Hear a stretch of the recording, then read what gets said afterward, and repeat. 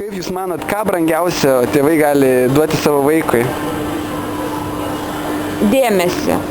O su dėmesiu ir meilė tada jau ateina, ko gero. Visiškai sutinku su tuo. O kaip Jūs manot, kiek laiko turėtų skirti tėvai savo vaikams kasdien? Sunku pasakyti. Gal nelaikė didžiausia yra esmė ir problema, bet kokybei, sakyčiau. Nes kai dėmesys ateina per daiktus, per brangius telefonus, kompiuterinius žaidimus, tai nėra tikras dėmesys, ko gero. Per bendravimą, jeigu nuoširdus bendravimas, tai gal nelaikė esmė, o kokybei labiau. What do you think, what is the most precious thing parents can give to their child? It's love. Actually, love. Love. And what do you think, how much time parents should give to their children every day? I think they should give them all their free time. Yes, they should be home rather than at work when they don't have to.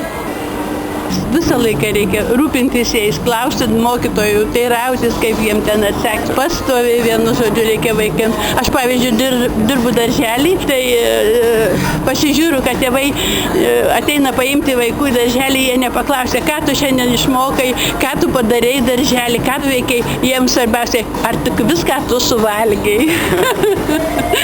Tai būna va taip.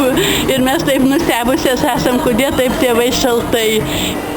Kaip Jūs manote, kiek laiko per dieną turėtų tėvai skirti vaikams?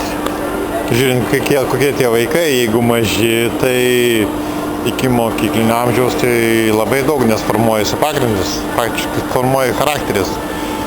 Bent jau po 3 valandas. Ne. Kaip tu manai, kiek?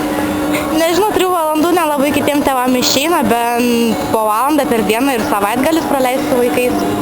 Nors ir visą dieną. O tu? 2 dienas. Gal kokią porą valandų, 3 valandas. 5 valandas. 6-7 valandas. Kokias 5-6, nežinau. O kiek dabar praleidžia? Gal kokią valandą, mažiau gal. Valandą, 2. 2 valandas. Irgi kokias 2 arba 1. Nedaug. Kaip Jūs manote, kiek laiko per dieną turėtų tėvai skirti vaikams? Kokias 5 valandas gal. Nueiti į kiną, į lauką. Taip pat, 5 valandas. Nes tėvai tai yra brangiausi žmonės pasaulyje.